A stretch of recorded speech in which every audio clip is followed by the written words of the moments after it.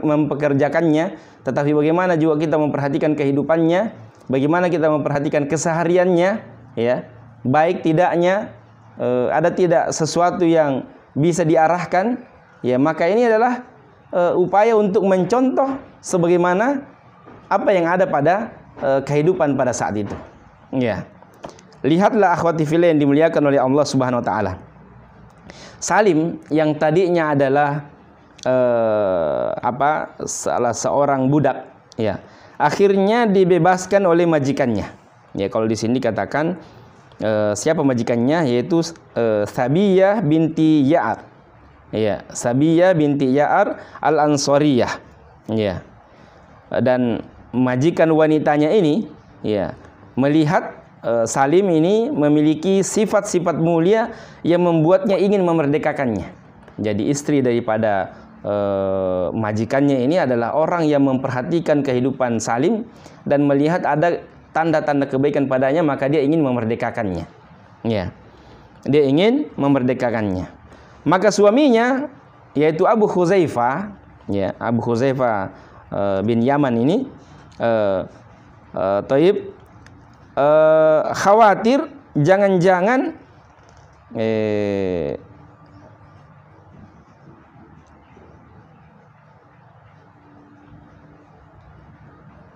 bukan Hudzaifah bin Yaman, tapi Hudzaifah bin Utbah. Ya, nah, Hudzaifah bin Utbah. Dia khawatir kalau sekiranya anak yang masih kecil ini akan hilang, ya, dan akan tergilas oleh roda kehidupan yang penuh dengan persoalan. Ya, dia khawatir kalau dibiarkan begitu saja maka dia akan hidup apa adanya, tanpa ada yang mengarahkan. Ya, tanpa ada yang mengarahkan. Maka sekali lagi saya ingin mengatakan ini contoh tuan yang baik, yang tidak sekedar mempekerjakan orang, tidak sekedar melihat orang yang tinggal bersamanya, tetapi dia melihat dan memikirkan masa depannya. Ya, memikirkan masa depannya. Kalau dibiarkan, kira-kira bagaimana? Boleh jadi dia hanya akan terlantar, boleh jadi dia hanya akan bergaul bebas di luar. Ya, subhanallah, ini contoh tuan yang baik. Ya. Maka dia kemudian memerdekakannya, ya, memerdekakan Salim, ya, membebaskannya dari perbudakannya. Dan akhwati fillah yang dimuliakan oleh Allah Subhanahu wa taala, tidak sekedar memerdekakan, tetapi dia mengambilnya, dia mengadopsinya, menjadikan anaknya, ya, layaknya anak kandung. Dan tidak sekedar mengumumkan untuk dirinya dan keluarganya, tetapi Salim ini dibawa ke Baitullah, ya, ke sekitaran Ka'bah pada waktu itu, dan diumumkan ke orang-orang Quraisy bahwasanya saksikanlah bahwasanya Salim saya sudah angkat menjadi anak saya, layaknya anak kandung saya. Ya, jadi ini yang kita kenal dengan istilah adopsi, ya, hari ini. Ya, istilah adopsi, istilah anak angkat. Ya, baik. Jadi ini pelajaran bahwa dulu ada istilah seperti ini. Ya, siapa pelakunya? Hudzaifah. Ya, Hudzaifah ini, ya, melakukan itu. Namun ini sebelum datangnya Islam, ya, sebelum datangnya Islam. Baik. Akhwati fillah yang dimuliakan oleh Allah Subhanahu wa taala, jadi di Masjidil Haram ini diumumkan, ya, diumumkan. Dan diumumkan di hadapan pemuka-pemuka Quraisy, sehingga orang-orang nantinya tidak akan berani lagi memperlakukan Salim sebagaimana seorang budak, karena dia yakin bahwa dia sudah tahu bahwa dia sudah merdeka dan sudah menjadi anak daripada Hudzaifah. Taib. Akhwati fillah yang dimuliakan oleh Allah Subhanahu wa taala, jadi pada saat itu, ya, menjadilah dia Salim bin Abi Hudzaifah. Salim bin Abi Hudzaifah. Jadi Salim ini disandarkan kepada Abu Hudzaifah. Ya. Sekali lagi, Salim disandarkan kepada Abu Hudzaifah. Ya. Nah, kemudian akhwati fillah yang dimuliakan oleh Allah Subhanahu wa taala, setelah datangnya Islam ini, ya, setelah datangnya Islam ini, maka kemudian apakah, ya, mengadopsi anak, ya, apakah kemudian anak angkat dan sampai kemudian menyandarkan nama itu kepada orang tua angkatnya dibolehkan, ya. Taib. Ya. Maka pada saat itu akhwati fillah yang dimuliakan oleh Allah Subhanahu wa taala, kemudian ya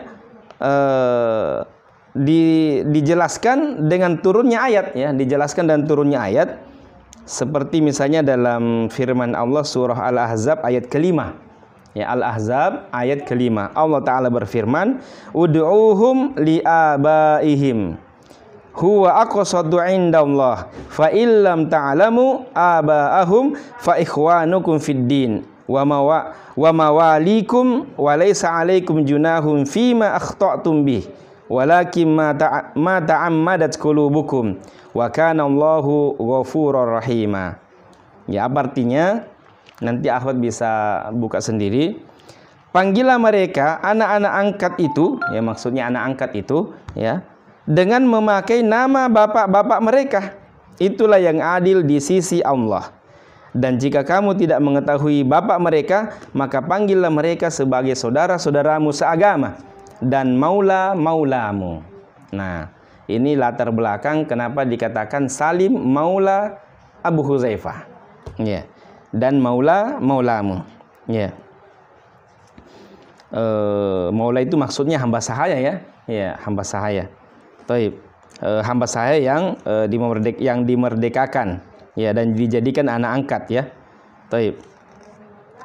Dan tidak ada dosa atasmu jika kamu khilaf tentang itu, tetapi yang ada dosanya, ya, apa yang disengaja oleh hatimu, Allah Maha Pengampun, Maha Penyayang. Sekali lagi Al-Ahzab ayat kelima. Ya. Taib. Artinya apa akhwati fillah yang dimuliakan oleh Allah Subhanahu wa taala? Ayat ini turun menegaskan bahwasanya anak-anak yang sudah diadopsi itu dan disandarkan namanya disandarkan kepada namamu, kembalikan kepada nama bapak-bapak mereka. Ya, jadi tadinya Salim bin Abi Huzaifah itu disuruh kembalikan kepada Salim bin Abi Nuqtah. Titik-titik. Ya, siapa nama bapaknya, maka seperti itulah. Ya. Taib. Karena itu, ya, inilah diantara cara menjaga nasab, cara menjaga keturunan, dan ini sesuatu yang tentu saja ada hikmahnya, ada pelajaran yang terkandung di dalamnya, ya, untuk kemudian menyandarkan atau ya menyandarkan nama anak-anak itu kepada bapaknya, ya. Taib. Hanya saja akhwati fillah dimuliakan oleh Allah Subhanahu wa taala, pada waktu itu orang-orang pada berkeliling mencari ayah daripada Salim ini, namun tidak ditemukan. Ya, tidak ada yang menemukan siapa bapak daripada Salim yang sesungguhnya ini. Ya. Taib. Ya. Tentu bukan orang yang lahir tanpa bapak sebagaimana hari ini, tetapi orang tidak menemukan siapa orang tuanya pada waktu itu, ya. Taib. Karena dia hidup dalam kondisi budak, ya, maka itu sulit ditemukan, ya. Taib. Maka pada saat itu, ya, jadilah dia dipanggil dengan nama Salim maula Abi Huzaifah, dan itu yang melekat, ya, itu yang melekat.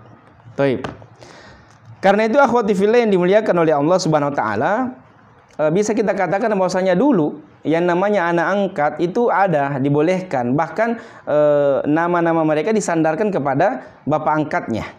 Ya, tapi kemudian Islam ini datang memerintahkan untuk kemudian menyandarkan nama anak itu kembali kepada orang tuanya. Ya, kembali kepada orang tuanya. Taib.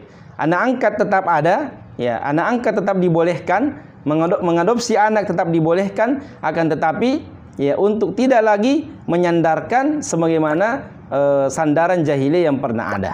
Ya, itu yang pertama. Yang kedua, tentu ketika mengadopsi anak, tentu ketika mengangkat seorang anak menjadi anak angkat, tentu tidak akan merubah kedudukan syariat yang memang harus berlaku.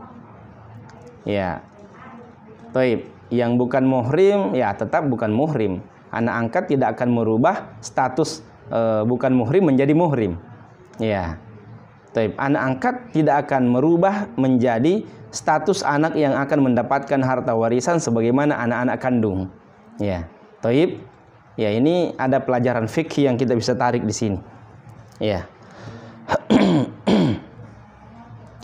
Akhwati fillah yang dimuliakan oleh Allah Subhanahu wa taala, tetapi tadi ada di potongan ayat kita itu bahwasanya sesuatu yang dulu tidak diketahui itu tidak menjadi dosa. Ya, itu tidak menjadi dosa, ya, berbeda kepada sesuatu yang telah diketahui. Ya. Nah, akhwati fillah yang dimuliakan oleh Allah Subhanahu wa taala, dari kisah yang disebutkan dalam buku ini tentang Salim Maula Abi Khuzaifah ini sebenarnya tidak terlalu panjang. Karena itu saya hanya akan mencukupkan beberapa poin penting saja. Ya. Di antara poin yang saya ingin sebutkan setelah ini adalah ya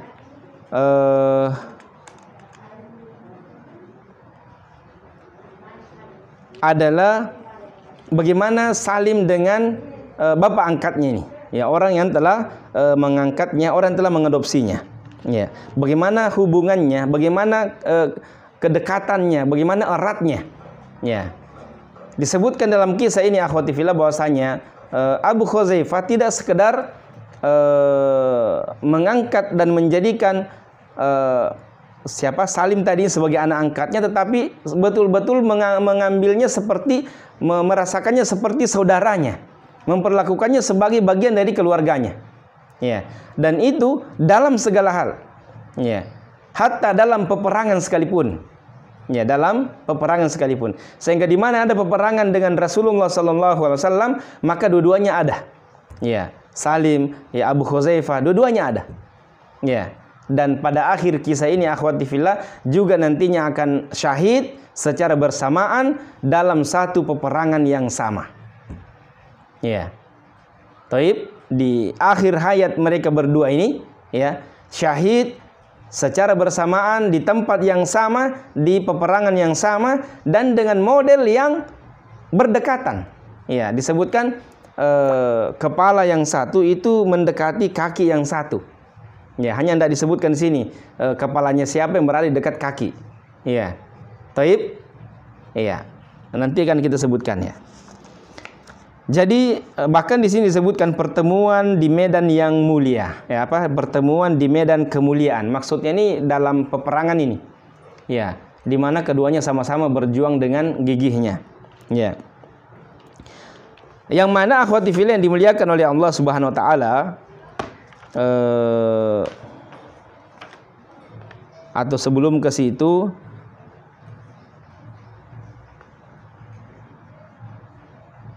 ya, Salim ini termasuk orang yang memiliki kedudukan yang luar biasa. Kenapa?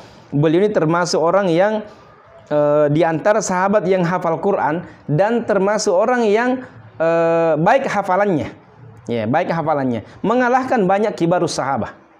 Ya. Sehingga akhwati fillah, beliau ini sering mengimami orang-orang muhajirin di Masjid Quba. Ya, sering mengimami orang-orang muhajirin di Masjid Quba. Bahkan di masjid itu pada waktu itu ada Abu Bakar As-Siddiq dan juga ada Umar bin Khattab. Ya, beliau ini diangkat menjadi imam pada waktu itu. Ya, kenapa? Dia adalah orang yang lebih baik hafalannya, lebih banyak hafalannya.